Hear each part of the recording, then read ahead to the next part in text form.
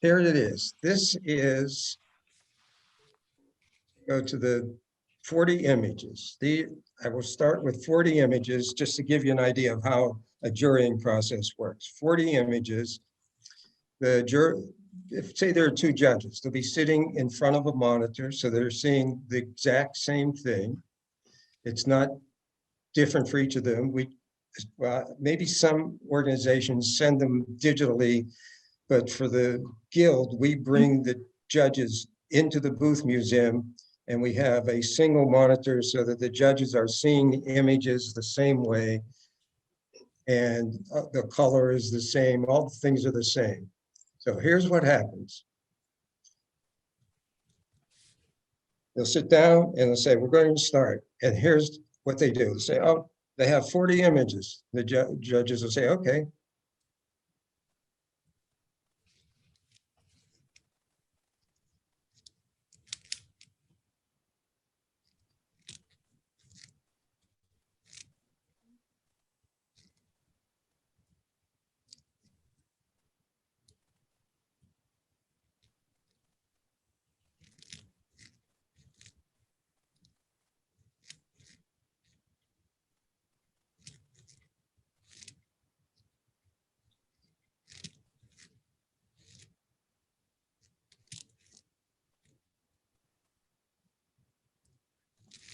Yeah, that's the first time through, and it's very fast. Usually it's that way. And then the judge say, okay, let's take a little longer time to look at them so that I get a better feel. All they were trying to do the first time through, I'm doing it for 40 images. Think of 200 images.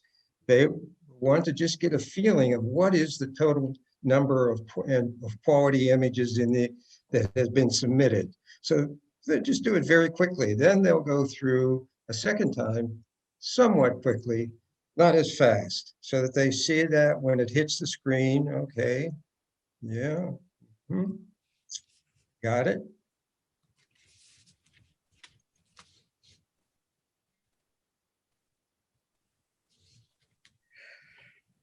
And this process gives them a better view of what is the image and how does it look. So they're really analyzing it as it hits the screen, a little more of, oh, I see, yeah.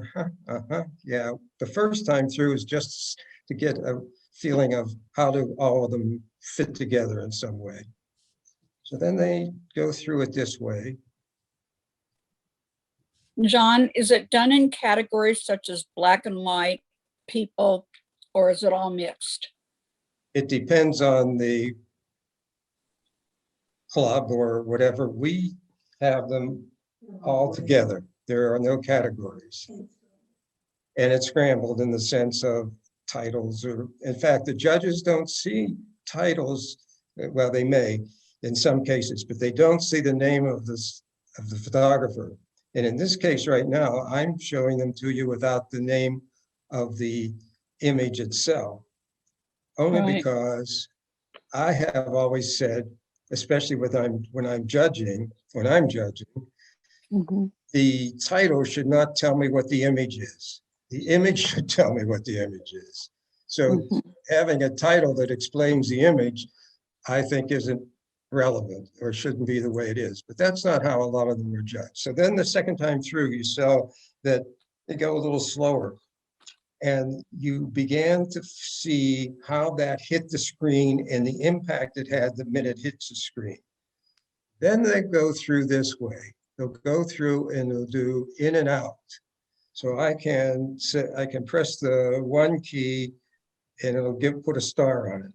So I would, on this image, I'd say, nope. Then I go to the next one. Yep. Put a star on that. Yep. Got it. Put a star on that. Oh, that's a good one. No, can't compare. No, maybe. Yeah, maybe. So star it. Okay. Yep. Good. No. Yes. No. Yes. So I'm putting stars. If you look in the lower left corner of my screen, when I hit the number one key, it puts a little star on that image so that when I get back into Bridge, I can sort them by the star ratings and pull those together. And I'm thinking, oh yeah, no, cute, but no, standing up against the ones that I've already selected, no.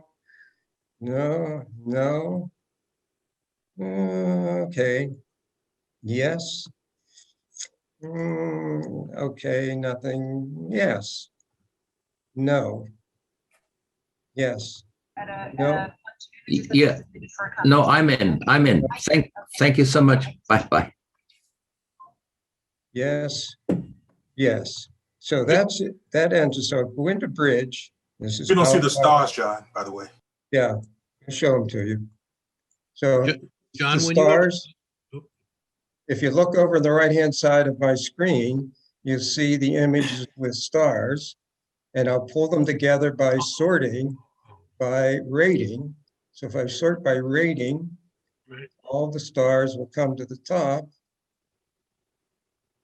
I sort it and do the, so everyone that's had a star is on the top.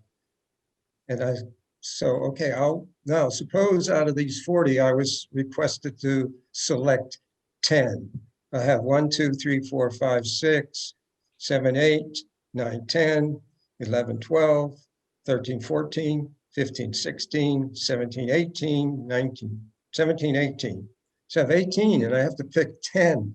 Now I will go through those starred items and get really picky about them. And that's how the jury narrows things down. They may even ask to just see them here against each other. do you always Yeah. know in advance how many you need to pick out of the group? Say again? Do you always know in advance how many to pick out of the group? Yes, Number yes, 10? yes. And if you only come up with 8, or if you come up with 12, I guess 12 they don't accept because it's over 10, and 8 they take it and someone else adds. No, if they said, and here's the number, how they come up with the number. For example, the fall exhibit at the Booth Museum for the Guild, we can display in that gallery 50 images. So we know that that's the limit.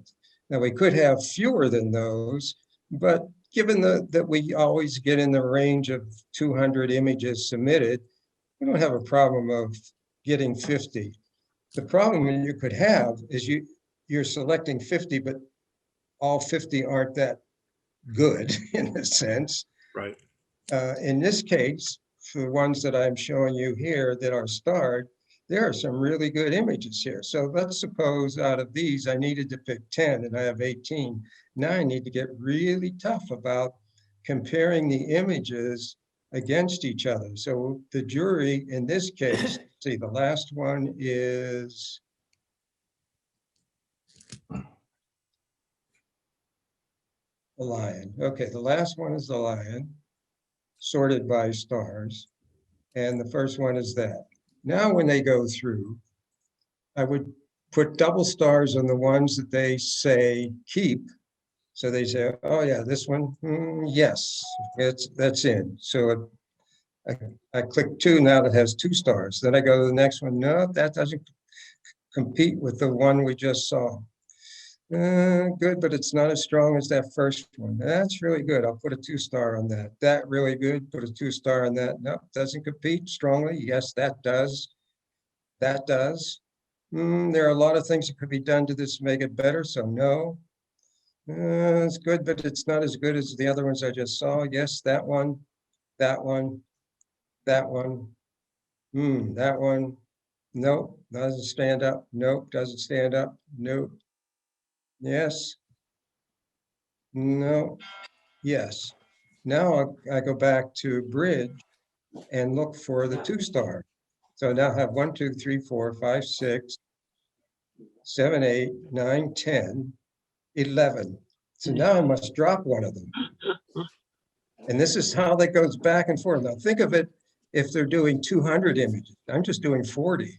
And how many times we go back and forth. So they say, all right, show me the 11 and I'll make a choice in them. The lion is the last one again. So we'll go through and they usually will at this point say, run through them first before we vote on it. Just run through them slowly. that one.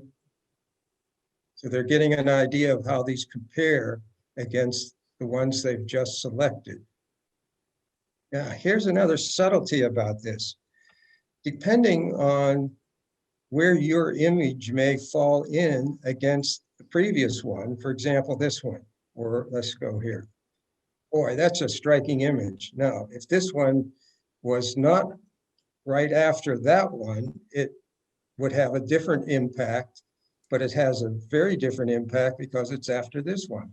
So keep in mind that your images are being compared against the one that they just saw that may have been really striking, such as this versus this, and how that impact hits this versus this. Yeah, that's nice, but that's not going to compare against this. So now these two, well, and this is how the judges go back and forth. Let me see the next one. Okay, good. So if this one, for example, if the background had been darker so that the bug stands out more, it would have more impact and stand out against this one. Really good. Now they'll say, all right, now let's judge it. And so then they'll go through and drop one of the 11, and then that's the selection for the exhibit. Now, for the Booth Museum, the exhibit, 50 images out of 200. So they really go very tough. At some point, it could be that they didn't select enough as they went through the first pass. And so they need to pick up some. So then they'll review the ones that didn't get a star the first time through. So they go back and forth and back and forth. And there's a lot of discussion among the judges. If you have two judges, different than having a single judge doing the jury because she's the one deciding. But if two judges, for example, if this happens, two judges may have very different views of seeing things. So they may say, let me start at the beginning here. They may say,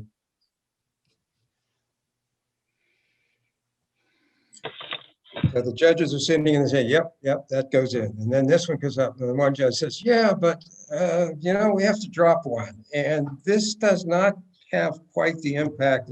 And the other judge says, well, wait a minute, this is really a creative design. The colors are sharp and so on. Yes, but, and they go back and forth and back and forth and back and forth. The other aspect of the jurying is what is the background of the judges? I've been to a number of judgings where I participated with someone else, but also where I've watched them. And if one of the judges doesn't have a good experience in understanding composition or design and so on, it gets really tense. They're arguing with each other. Let me do one more and then you guys can sort of be the judge. But I really want to run through another one to give you an idea. Here I have, let me sort this by file name, get it in. Now I have 187 images and you think, wow, that's a lot. Yes, it is. But so here's how it happens when the judges they will be told you have 187 images, you're going to pick 25. Okay, yeah. Oh, by the way, you see the difference here. This is not filling a screen. So when you are submitting to a competition or submitting to an exhibit, it's a competition, be sure to read the specifications of how big the image can be. Submitting a smaller one and hitting the screen smaller works against you. So thinking about, look at this one, if that had filled the screen, that would show much better, especially in that one also. So these are small. Now those small ones are going to be held against the larger ones in comparison of the judges seeing things. And so when they're small like this, it's not filling the screen. Look at the difference here of having that size versus this size.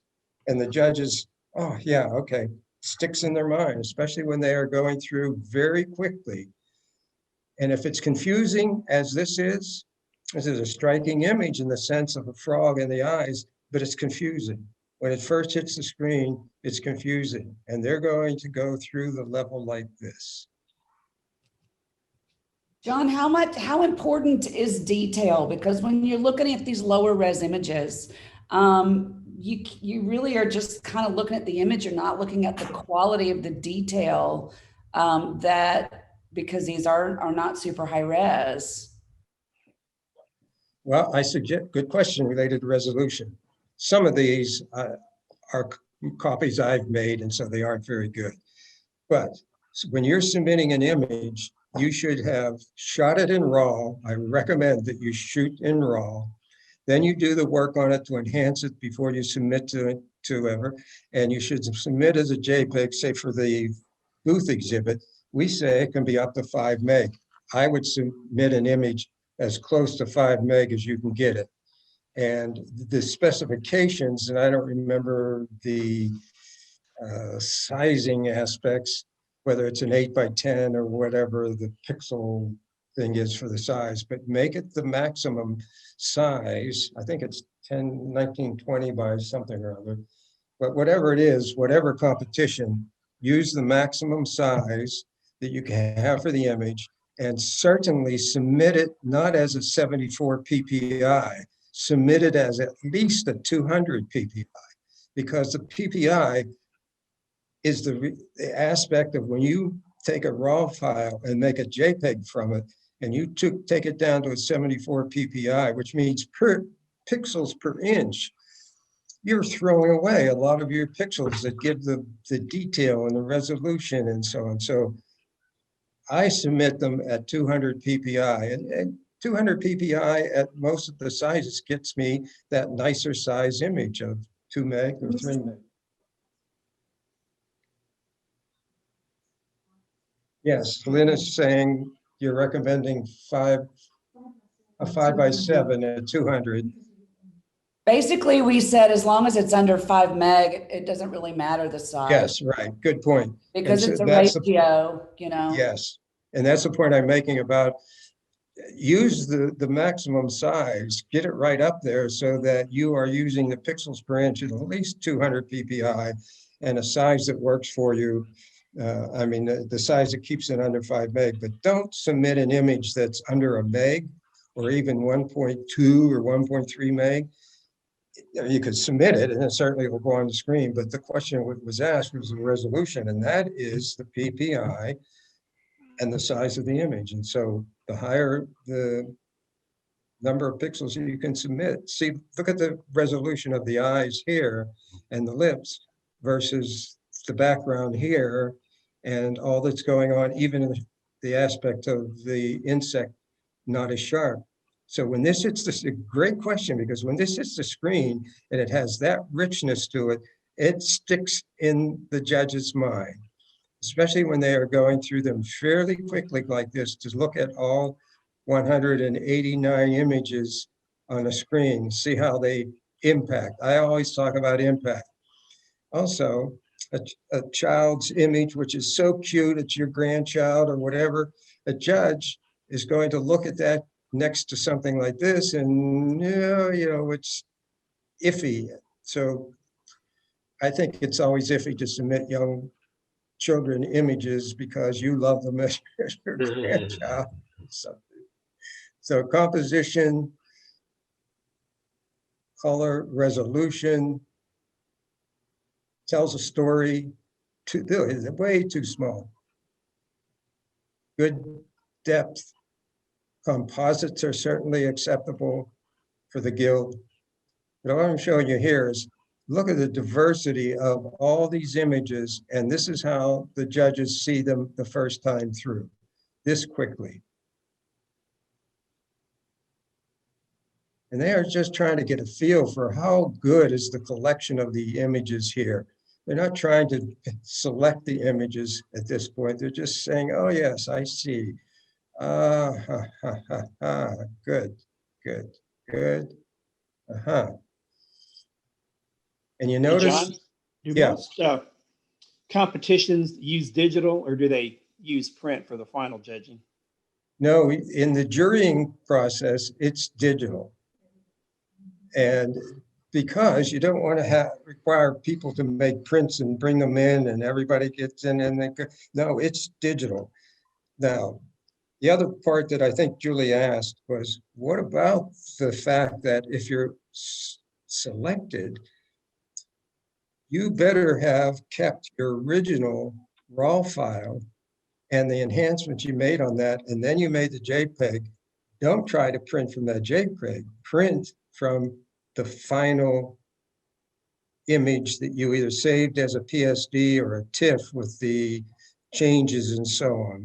So for the exhibit at the, again, at the Guild, the minimum is 320 square inches, which is 16 by 20 aspect ratio, but it could be any format, a long, horizontal, 320 square inches minimum.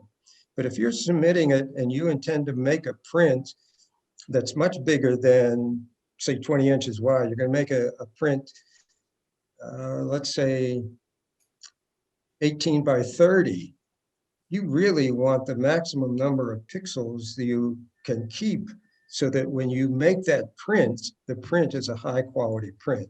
But the jurying is done from the digital and it's done from a JPEG.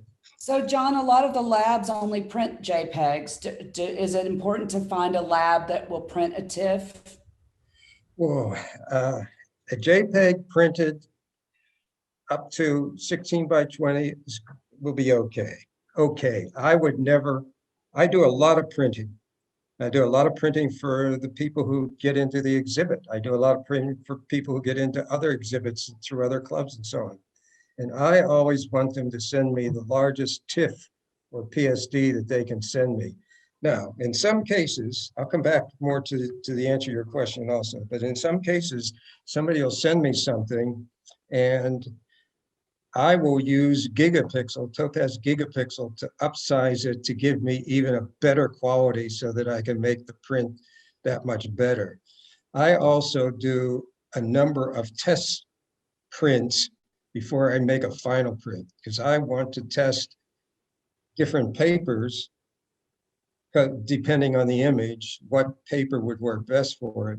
And I want to see what quality that print is at the size that it's making. Now, when I do larger prints, I can print up to 40 inches wide, 44 inches wide, and as long as one. So if I'm making my own prints that, or anybody's print, but a large print, I want as many pixels as I can get to do that. And sometimes I would help somebody out by using the Gigapixel to enlarge the number of quality pixels that are in it. Now, JPEG. JPEG can make a reasonable, I'll say a reasonable 8 by 10, but it's pushing it a little bit to get a quality 16 by 20 out of a JPEG, especially a small size JPEG. Usually, and I have a chart. I think I'll send that out. I'll have Lynn send it out to everybody. I have a chart that says, if you're going to make a 16 by 20, here's the minimum number of pixels in the image that you should have. And you would be surprised. I think a 16 by 20 is a 34 meg image is what recommended as the minimum size to make a quality 16 by 20 or 320 square inch print. And you start making very large ones, you want lots of pixels, which is sometimes why when I'm shooting, if I'm shooting on a scenic and somebody will say, why don't you use a wide angle lens? I would rather do a pano and have 3 or 4 shots that come together, because that gives me over 100 meg than one shot of 30 meg. Because I know I will make a large print and I want to do that. But again, now come back to submitting to someplace to have them printed. One of the services, I'm not trying to sell my services, but one of the services I offer is I will not make the large print until I'm sure that it's the quality it should be, and I do the test strips and so on. You send off to a lab somewhere or online, send it off. I recommend you have just a 5 by 7 made first and see how they've printed it, because then you may need to change some color, you may need to do some dodge, some burn, whatever, before you then get a larger print. If you just send off and try to get a 16 by 20 and it comes back and you've paid for a 16 by 20 and it's not the quality you want, that's a downer. So just get a 5 by 7 printed and see how that place prints things and on the paper that they're using. Yes, and you need to allow time to go. Lynn says, allow the time, because boy, you can run out of time to have the thing finished and ready to go. Yeah. So let me just go through these again, just to give you the idea of how it hits the screen. And I talk, look how this, just these few, baby, that's cute. It's not going to stand up against that for a judge. Oh yeah, these two, yes, okay, good. But see how that hits the screen and the sharpness of it, the textures, and the reflection. Yes, notice all the empty space to the right. This one fills the screen nicely. That one pretty, but not going to stand up. And when they are going to select out of 180 some images down to 30 or so. Boy, they get very tough on If the every aspect. butterfly were flipped, would you be happier? I No, would. yours are junk anyway, so I wouldn't second it.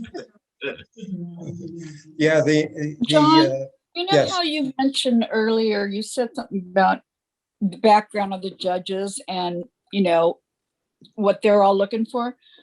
Before they do the judging, are they reviewing, like, let's say that leaving out a lot of space on the right, like that butterfly that you just showed. Okay, that's, they don't need to do that.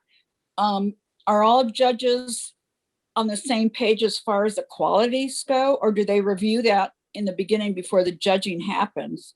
Well, here, let me. So they're all sort of- looking for the same thing. Well, I don't know that, but let me sort of address that. First of all, you want to have judges who are experienced photographers and you've seen their work.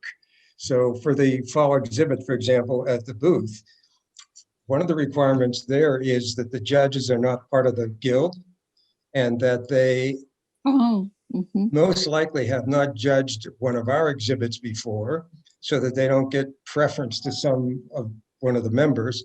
And also we look at their websites to see the quality of their work. So that if you have a judge who doesn't know much about composition, the judge would think this is, wow, look at that. Oh, that's neat.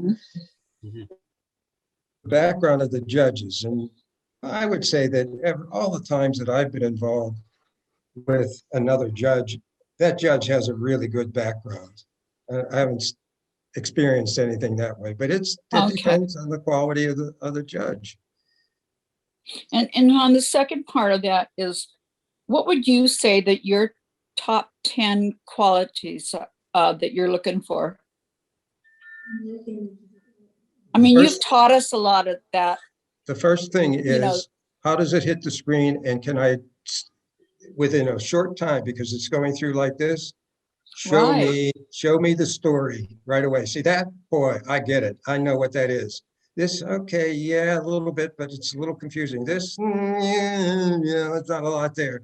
Yeah, I got the boat, but it's not as interesting as that one. This is nice, but it's sort of confused. So right away, my mind is already working on those things, because when it hits the screen, it better say something to me. It better elicit an emotion, it better have an impact, and it better tell a story, and it better have great composition. Those are the key elements. So look at this, and then this one hits the screen. What chance does that have? Right. None. That's gone. And don't forget your contrasts, John. Yes, exactly. Even this. Light and dark. Here's a good image, but this one really is for me, very strong.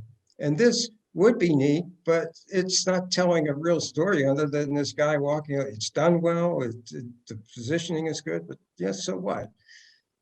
This one, yeah, I got it, but where is that that's really giving me something to see and do? Now, this one, for example, yeah, good, I see all that, but this now really has that long stretch. There's some beauty to it. So it's first go round through, probably will be selected.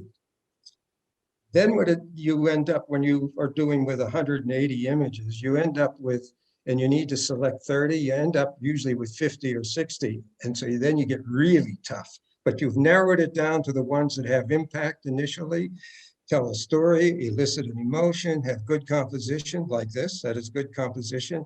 But my immediate reaction to this one is, for example, was, why didn't the photographer darken the sky to bring my eye back down into the image? Those subtleties of the things that I've talked about. This works really well. Compare it here. Ah, yes, that works well. This one hits the screen, it's confusing. Oh, okay, I can read into it, but in the lower right, very bright area, so on. No, how's this?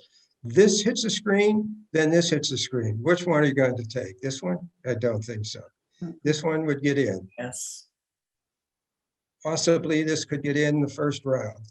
This one won't make it even through the first round. Look at this, to this, to this. And the bird in the lower right corner cut off, and what is this? Now, here's the tough part. As I'm saying this, I know, here's the tough part. When you're photographing something like this, your eyes and your mind see something a little more interesting than what really is captured. You look at a lot of your own images and I'll bet you'll think, oh yes, oh, don't look at them from the sense of, oh yeah, this is what I was photographing.